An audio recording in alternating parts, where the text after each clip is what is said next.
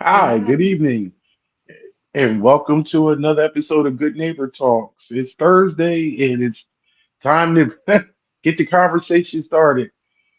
Hey, Amber, Hey, Dion, how are you?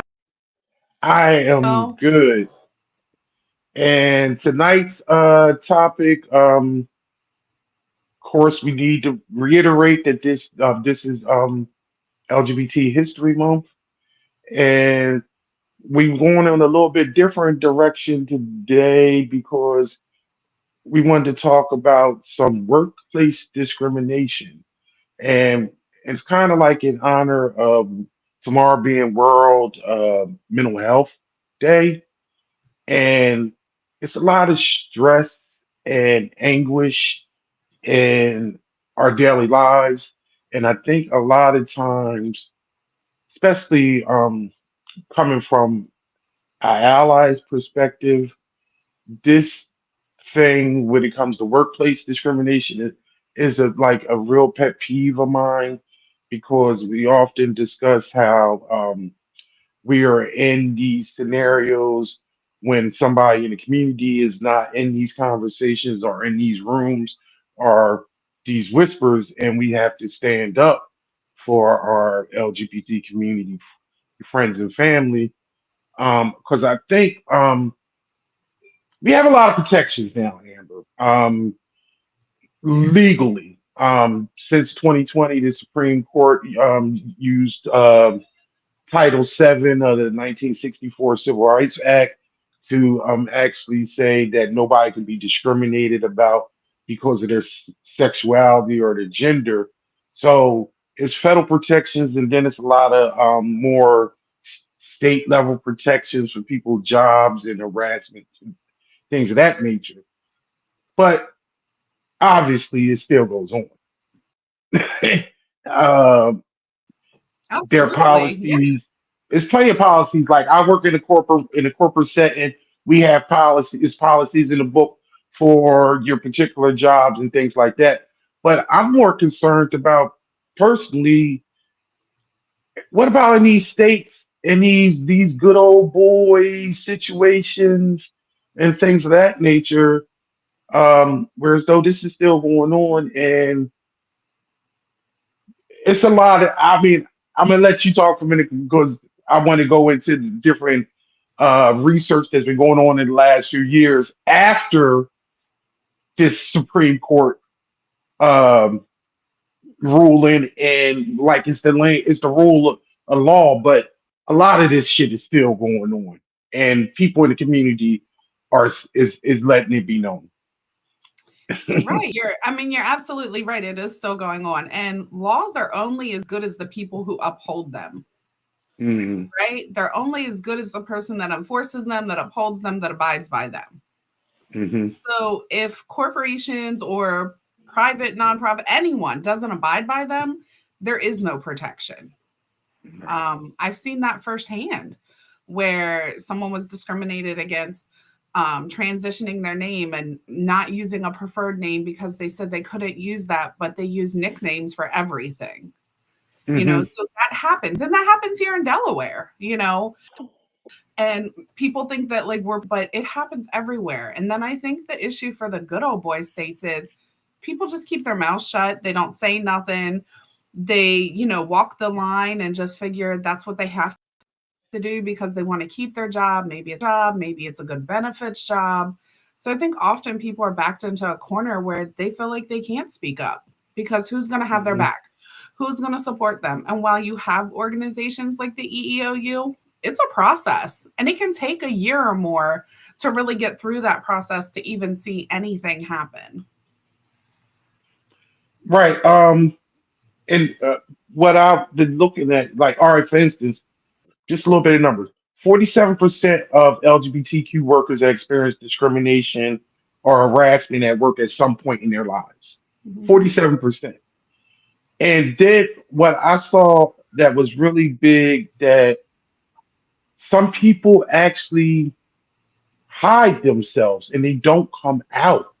Mhm. It's like a large number of, they like 40, okay, 46% of people that don't come out still experience and hear these things from one or two coworkers.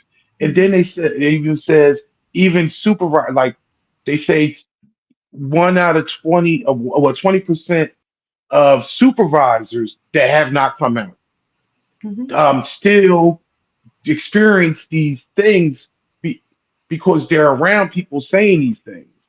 Mhm. But it's so funny, well, not funny, but like I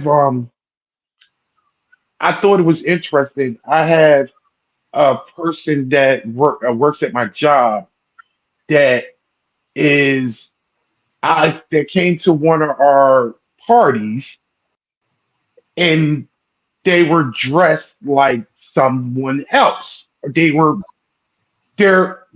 out, but they weren't out at work. And actually brought it up to peers, and I was like, "That's so and so," and she made it known to me. And the correct, because I wanted to know, because I learned about stealth, like people live stealth lives, or they they change their appearance when they're at work, and then and I think that's I want to like reiterate about how our organization is a safe space and people can come how they are, and that person was comfortable and out with us. Now I have many conversations with this person over the years. I just seen them today. I have never mentioned the party because they've been to several different parties and I've been to their organization events. It's never been brought up.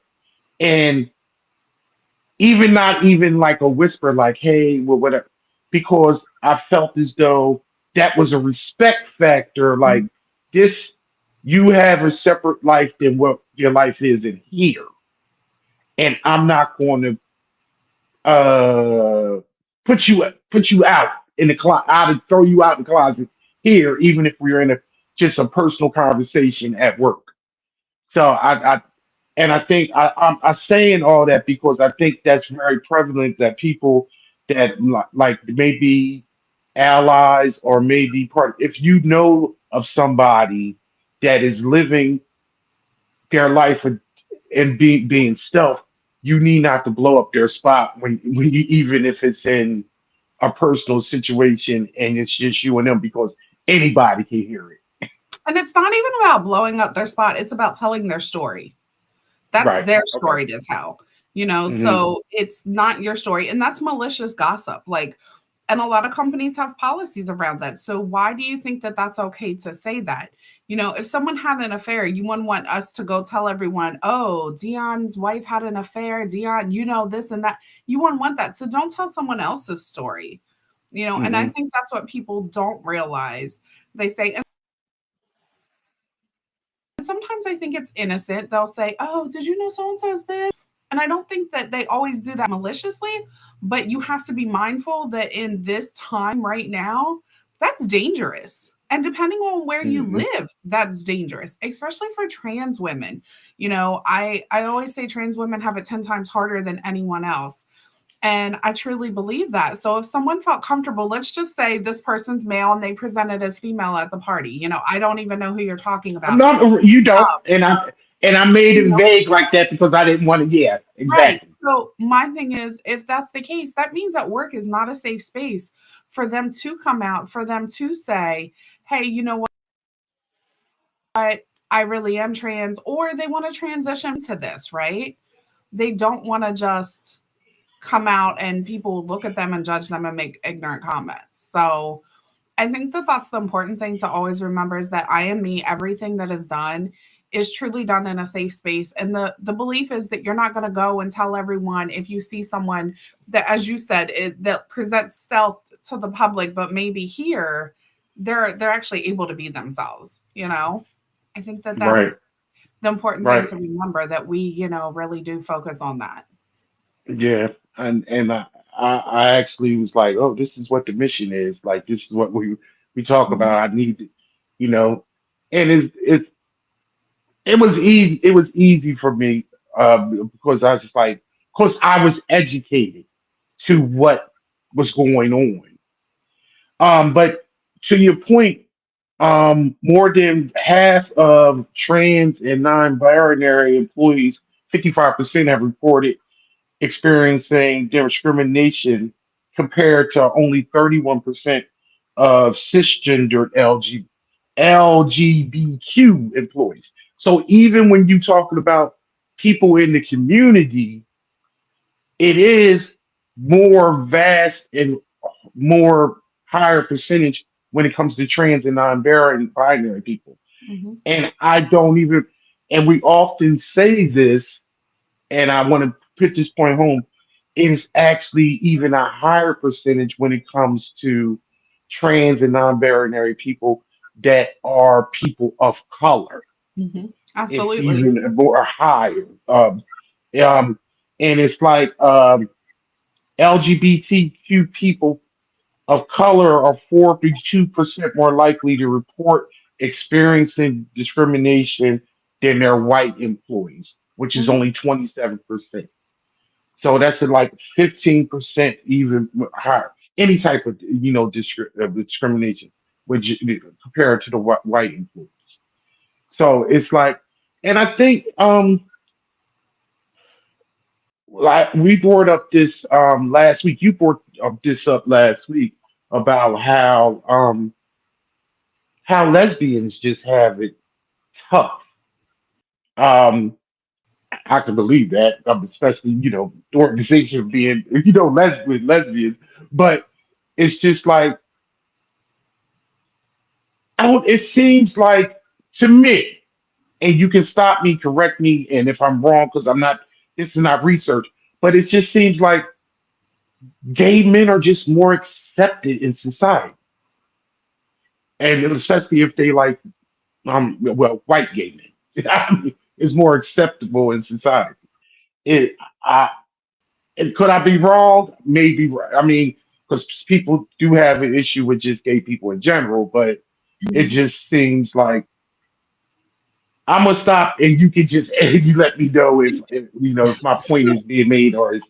I don't like to be.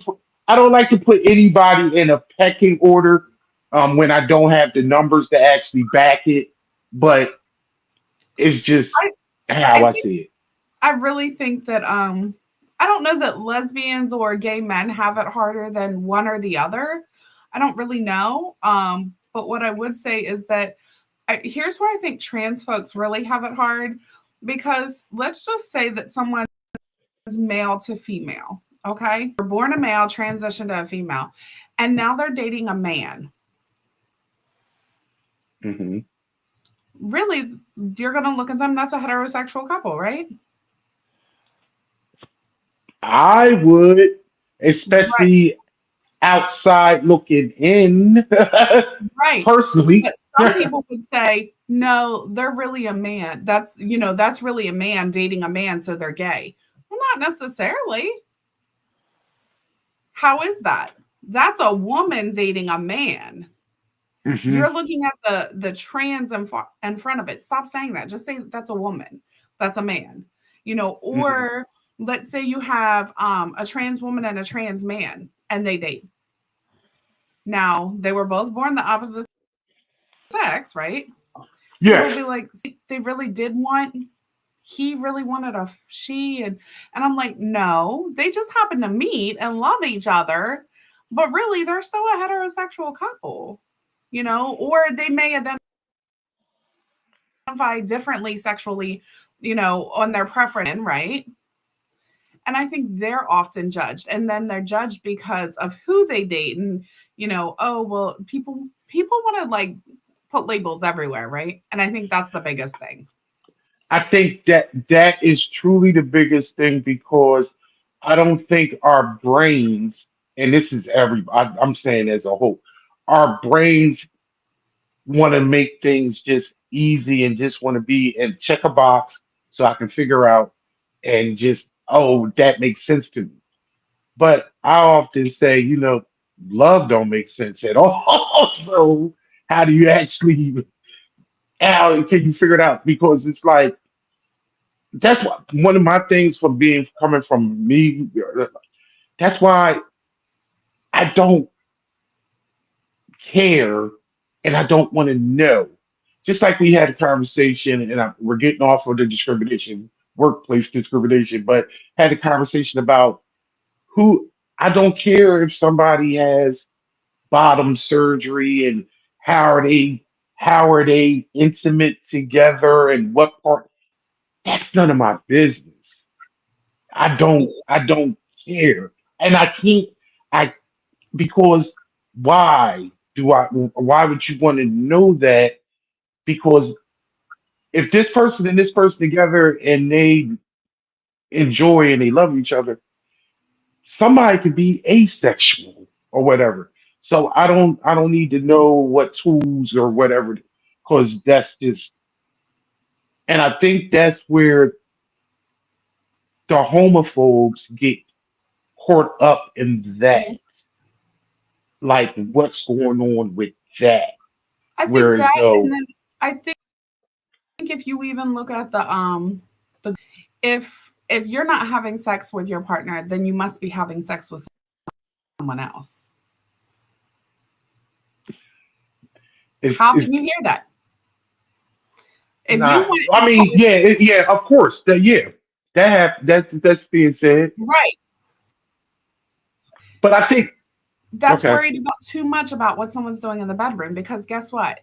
The same people that are saying that could end up with a medical condition that means they can't have sex. Or Hmm. should I say penetration? There's different types of, but maybe they can't have penetration. Well, I don't need to know that. And I'm not going to say, so do you penetrate in your wife? Like what, as cisgender heterosexual people, so why are you putting that on LGBTQ plus people? Like why does that matter? And I think Right. that's what people need to realize. Yeah, that's a whole deeper thing because we don't I don't want to know what's going on in other people's marriages or relationships because like you said, people have issues all the time. Hmm. And it is just the same way whereas though you can't get into people if they have open relationships and they sometimes people have open relationships because they can't fulfill certain needs, so they allow their partner to go get those needs somewhere else, or it's something where as though they like that somebody they bring an extra person into their life, or they have other people on the side that they did or whatever. Um, when you, I think we're going to actually have to have a show that's going to talk about those things, and it's where as though it's a more enlightened and you know I always say when it comes to the relationship, if people involved in relationships are talking about it and it's open and nobody's hiding anything from it, then whatever, because that even happens totally and just and straight and in heterosexual relationships, Right. so who are we to who is anybody to judge? But to get back to the Yeah, workplace I situation. actually kind of want to share something with you about the workplace discrimination and just about the Okay. difference of the intersectionalities of, being a member of the LGBTQ plus and then being a brown or a black person versus being a white person, right? So I know two people worked for the same organization, different roles, different supervisors. One was white, one was black. They were both trans. Mhm. The white one had no pushback. Their supervisor went and changed their name on the badge, did whatever preferred name they went by. The black person had the biggest pushback with every single step they took. Everything. Same organization, same supervisor. Two different supervisors. Okay, all right, hear you. So, Okay, but that means that the organization would do it, but they wouldn't do it for the one because they tried to find a loophole. But the other supervisor backed their employee. And so, was it a lack of supervision with the supervisors? Or was it a race thing? Or was it both?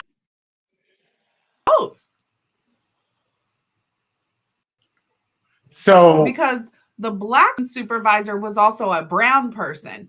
The white person supervisor was a white person. mm, so we're just going to assume a couple because these is all assumptions because we don't know for sure. But this is the same organization, so they Mm-hmm. have rules and regulations in place. Mm-hmm. Now, if it was pushed through by one of the supervisors, it's easy to say that that supervisor was just following protocol, or maybe more. Or are we saying they were more open minded, or more buddy buddy with their employee? And whereas though the brown person had an issue with all these things, and it could have been a personal thing. Mm-hmm. But see, that's was this resolved? First of all, did any of this get resolved? Through the EEOC. So, Did that supervisor keep their job? yes. But then you've seen a lot of policies come out eventually, because we're going to be reactive instead of proactive. Person ended up leaving and moving into a different organization. The person of color stayed there for as long as they could, and then they left. And right before they left, they had won with the EEOC. And it was a But process for them to get there. And it was a long battle for them. So, not even just battling, but think about the mental, like, let's bring the mental health perspective into that. Every day, somebody's calling you a name that you don't want to go. Every day, you say, mhm, call me. Let's just say they said, call me Bob, but you still call them Jill. How's that okay? But say their name's actually Jillian, but you'll call them Bob. Isn't Jill still a preferred name? yeah, That was that was happening. They would call someone with a nickname. They're like a situation like that. A Stephanie be a Steph, a Rebecca be a Becky, but they would not to be Bob. So think about like the different layers there. You don't know, is it because you're a brown or black person? You don't know, is it just because obviously you're transgender? You don't know what it really is. You just know that you feel bullied, you feel harassed, you feel discriminated against, and every day you have to go to work to be called Jill or Jillian instead of Bob. these are things that every day people don't think about every day. That's Right. why it's like I know it was just more different type of dynamics that the average person wouldn't actually know or even pay attention to, and it's like it is repercussions, but I think it's just like you said, it's like a slow moving process, Hmm. and it's so many people that I think a lot of it with media and just social media and just the propaganda, it's just so much pushback towards people for wanting to be who they want to be. Hmm. And they it doesn't take much for anyone to just say, okay, Right. this Because is who really, you how's it this is who affecting you you? are. One person Right. I know at one point tried to pull like it was against their religion. Okay, but you know what? You're at your job. You're at your job. It And was yeah, against their religion to do what? To call somebody by the name they want to be called? mhm, because they were transgender.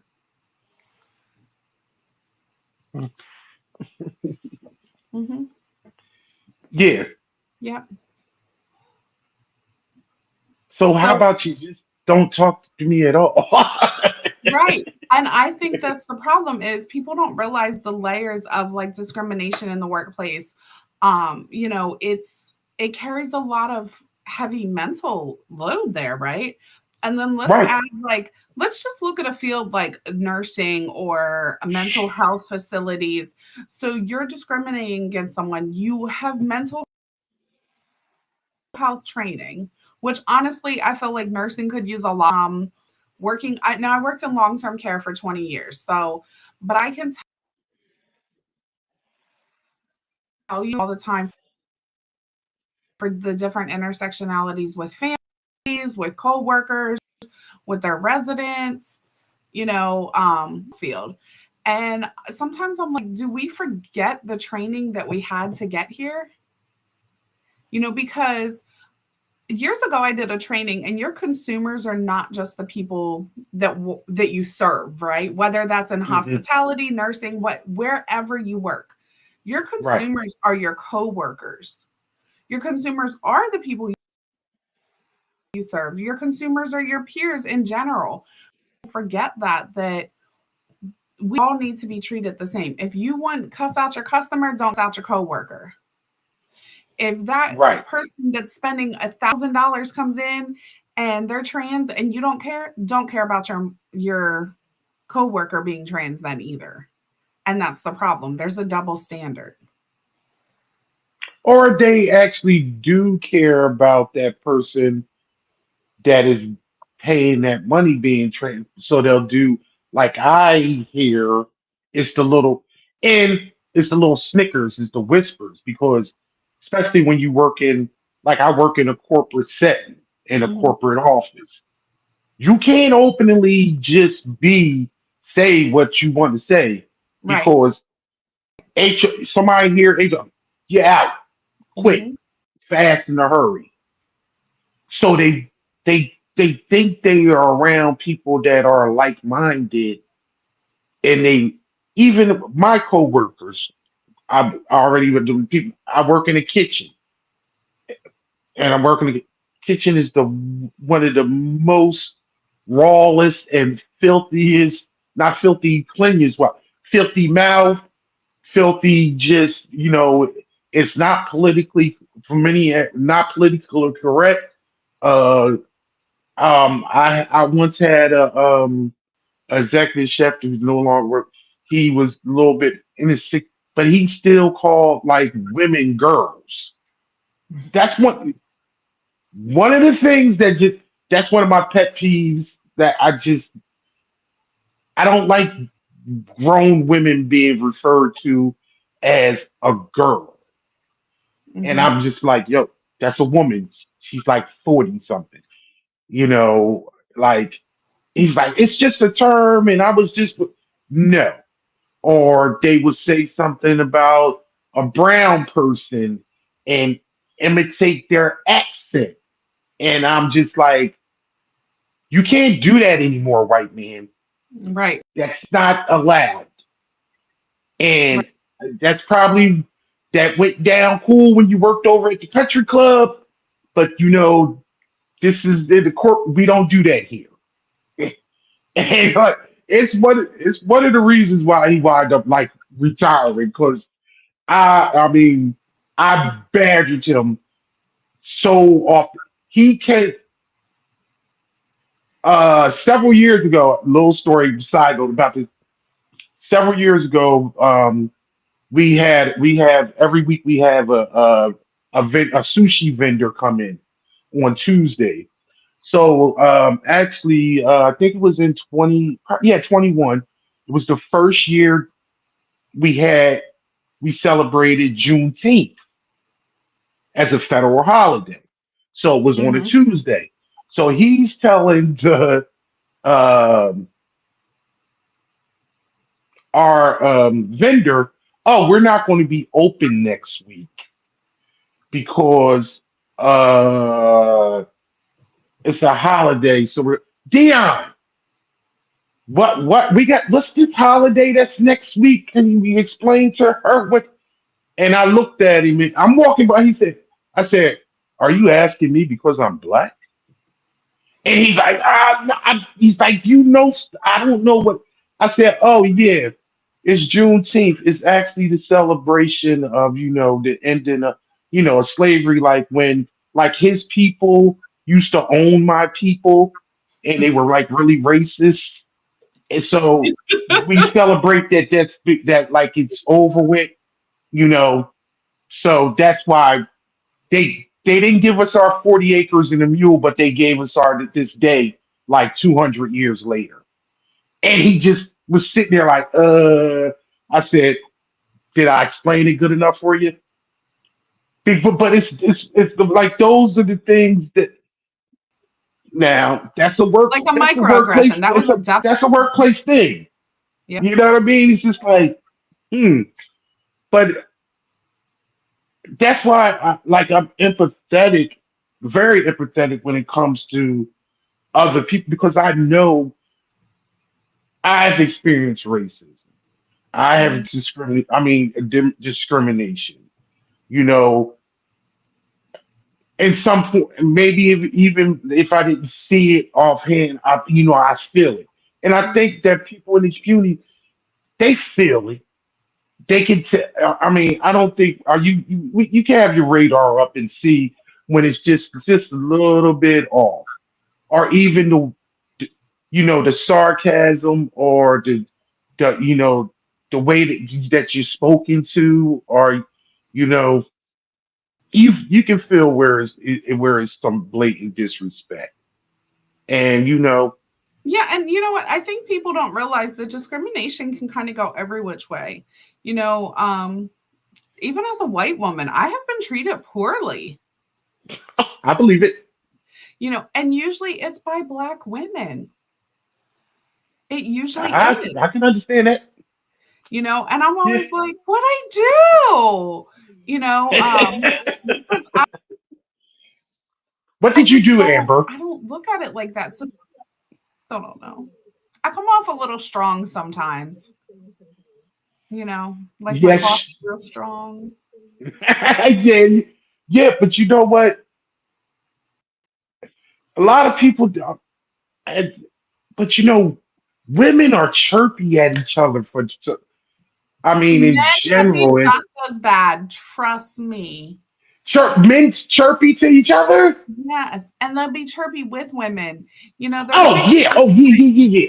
Oh yeah, I know that. girl, But and it that's don't a matter if they're heterosexual, if they're gay, if they're they no, can be chirpy too. no. That's a misogynist thing. Yes. Whereas though they just think I believe that. I see it often, and I get I really have a problem with that because like I have I was brought up by women. I had too many women in my life, and I often always say, women are all totally better than men. And they're smarter, they're stronger, and they actually, you know, they don't allow they think women think things out. Men think with their dick half the time. That's why most of my friends are women because I think I can't women have are very conversation. methodical, Yes, very yes, they much are. so. But I can see. But you also gotta always know where as though there's only one queen in the house. So Mhm. even in the work situation, everybody wants to be a queen. You know what I mean? So they want to be the boss. So I can see how it whereas though it's constant. I done seen it at work plenty of times, whereas though it's two women that are in supervisor positions and they just go back and forth, beating each not physically, but Mhm. verbally and chirping to other employees about the other one. Mhm. Um, Yeah. but yeah. So what I'm gonna say is on the topic of workplace discrimination, what I always suggest to people, and I'm telling you, people that have worked with me in the past will tell you I am the binder queen. And what that Okay. means is it, the organization you work for gives you their policies, right? But Right. you're not going to know them and you're not going to quote them. Right. So when you print those policies, because nowadays I feel like everyone loves to just be like, oh, they're online, they're on those site, just go look at them on this link. And they no longer give out policy and procedure manuals, handbooks, right? It's changing. So I'm the girl Hmm. that sits there and says, print, print, print, print. I will at their place, you're not giving it, but you paying for this paper and ink, and I will print it and I will put it in a binder and I will look over it and I will highlight the important things that I need to know. And then when something happens, I will pull my binder out and I will quote, per your policy, section blah, blah, blah, states. Because when you do that, you now protect yourself. You've now turned it to you have to fix this because your policy says this. And when you put that in writing and you send that to someone, then they're like, oh shit, she might actually know what she's talking about. Like, maybe I do need to fix that. Maybe I do need to do this, you know? And then they start doing it. But when you just go in hot headed, emotional, you're not heard. Right. And everybody has a boss. And I tell people that all the time. Everybody has a boss. If you're not Right. sure or you feel like you've been discriminated against, pull your policy, pull their procedures, know what you're going into, and never walk into anything blind. And never just sit down and talk to someone. Always do an email.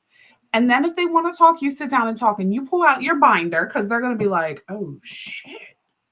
Right away it's intimidation for them because they're going to have their notebooks, they're going to have their page of the handbook that HR sent them, Hmm. and they're going to sit there and that's what they're going to try to bully you with.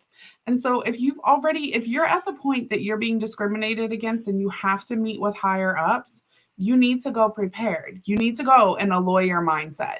And I tell people that, like, you can win anything in life, especially with discrimination. You just need to know what you're winning and how you're winning it. To that point, I mean, it's so funny that you say that because, like, for my organization, it's like once a year, whenever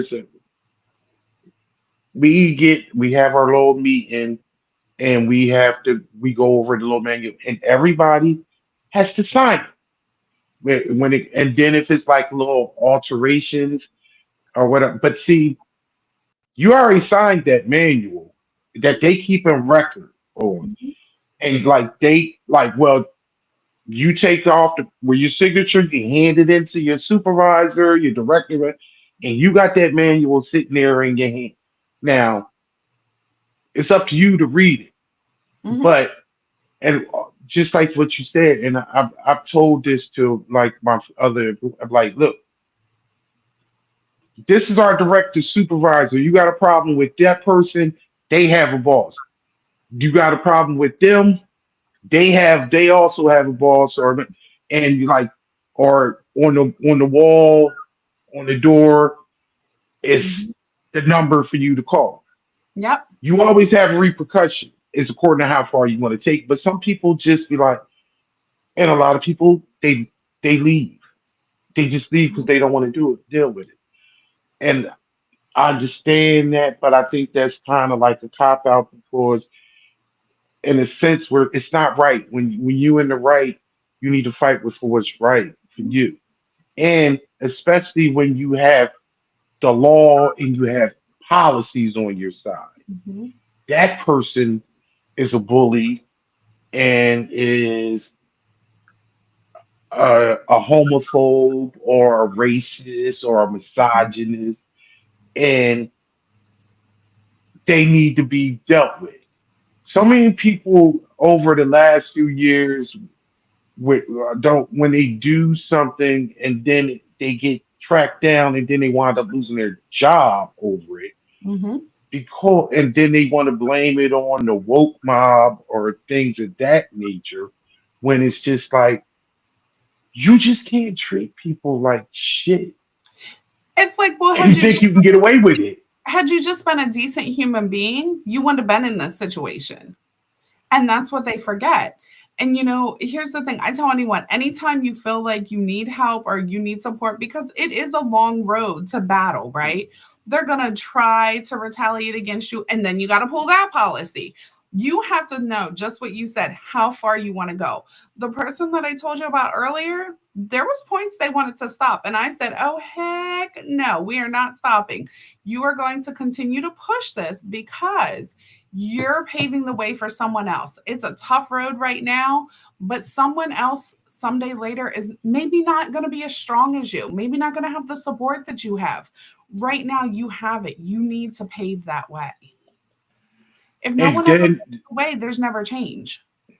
and then on that point to that, that's how these that's how when something like that happens, um, and you wind up kicking a company in the ass financially, the repercussions, whatever. Mhm. That's when you start seeing the zero tolerance policies. When Yep. it's zero tolerance, because obviously something has happened in the past where as though that's gotten them to that point. But to what you said, like one of the things that they say when it comes to workplace, you were right dead on. It's just they talk about how to protect yourself is you document everything. You keep a detailed record of any type of discriminatory incidents, including what happened, when it happened, where it happened, who was involved, and if you had any witnesses. And you all, like you said, because you've been through this and you know somebody, review all the company policy, familiarize with yourself with employee handbook and any company policy regarding diversity and inclusion and any type of anti-harassment. And Mhm. this is the key point to where when we talk about the atmosphere and the climate that we live in. And this country was stolen by white men, owned by Mhm. white men, and ruled by white men. And now, when you talk about DEI, it's a daggone curse word Yep. because they want all their shit back because they, for the last 3 or 4 years, they've been called on their shit for the Right. last 3 or 4 years. Right. Right. So, and they could, and it's like diversity and people, they want everybody just to go back into their little holes. And but Mhm. these policies are in place, and and the Supreme Court has put these policies in place. It's so crazy. Whereas though I know not being political and things like that, and I often say this, one thing about people don't understand, many people right now, Joe Biden was great for the LGBT community. It was Mhm. a lot of protections that were put. One of the biggest things that people don't even pay attention to was about the Recognition of Marriage Act in Mhm. 2022. Whereas though all these same it made it whereas though whatever marriage that was taking place at any state has to be recognized and respected by all 50 states, Mhm. period, federally. So when you have these little county registrars that don't want to offer out these marriage licenses and things like that, no, even if you go to the backwoods of Arkansas and South Carolina and Mississippi, you are married in their state too because you got a certificate from another state. Right. And that was prevalent. And also, he overturned all the military people that were kicked out for consensual gay sex and was said to be like what dishonorably discharged. All that was taken away and wiped off the books. You know, these are things that you know go unseen, unheard, or this, that, nothing. But they were good, prevalent things. Right. Not Absolutely. so. Um, I just mentioned that because I'm big into politics, and I always try to look and see what administrations do for the average person, or even the people that are for minorities, and just disproportionately like groups. And I can't understand for how a person in the community actually voted the other way. And I understand people don't have are not a lot of people are one issue type voters and stuff like that. But it's like to actually vote against your own best interest. You Hmm. know, the big thing that nowadays is like a lot of the Latin people voted, and now they are getting grabbed off the street and deported. Or And they let's, are I mean, you're talking about that, but let's even talk about like the person that's here legally and is getting grabbed. We've heard that. We yeah, have, oh yeah, you oh know, yeah, so yeah. yeah, that's, No, it's plenty and of people I wonder how that's much yeah. you've seen that workplace discrimination kick up in that community with brown folks. Let me tell you this much that I just felt was crazy, because I was told that up in New York at one of our office buildings, they told their brown employees to make sure that they had actually brought their paperwork in with them to work, and had it with them just in case they had raids in the building. And obviously, they don't give a shit about that. Now, this was at the beginning, Hmm. months ago, but obviously they don't care about Yeah, that anything. doesn't But matter because they. they're grabbing people at their daggone court dates. Mhm. You know what I mean? They waiting for went like they're, and now it's actually, and we deviant off, but actually the Supreme Court said, the 350,000 Venezuelans that had temporary status, that they can take that away. 350,000 people that Right. had legal status, they can just take that away. You know. Right. So now think about someone that is here and let's say they are a citizen. How are they being treated? Because let's just say society says everyone that's brown. So how's that affecting some of those people doing their It's jobs? it's You know? it's affecting a lot of people, whereas though it's like it's literally a war on the ground, whereas though Mhm. people are actually have what's going on in Chicago now, whereas though they are placing barricades to keep ICE out, Mhm. fighting to try to so they won't be able to turn the National Guard against their own people. But what I saw today,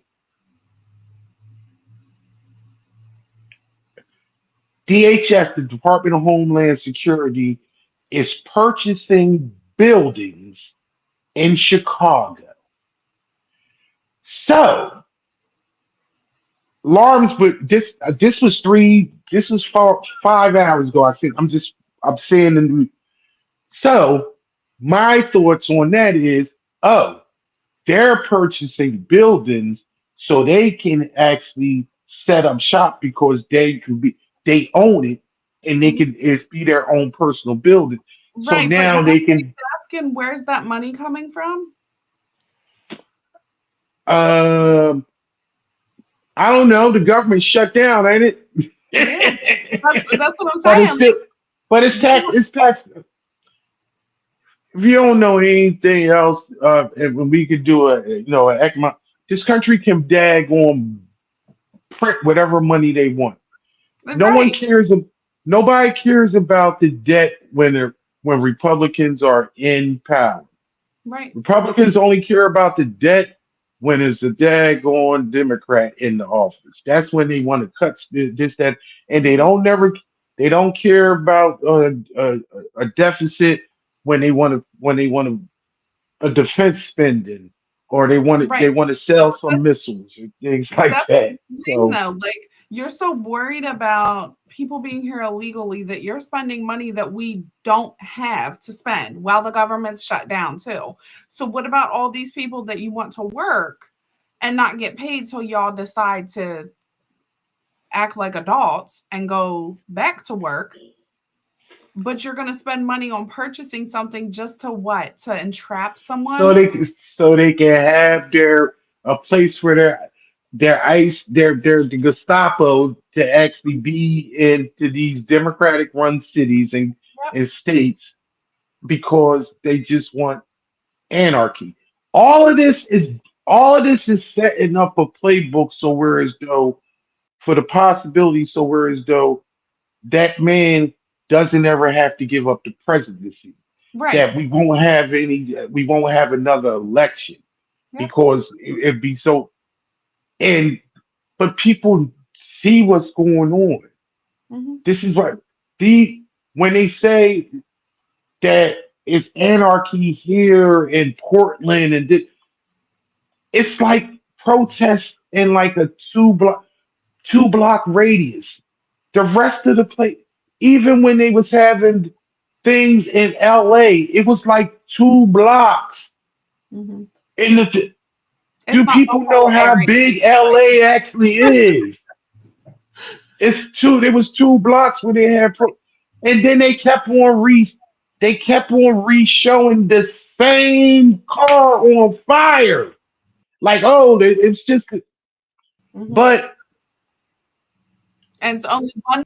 yeah, it was the same car. But and Amber, I'm going to say it because you done already told.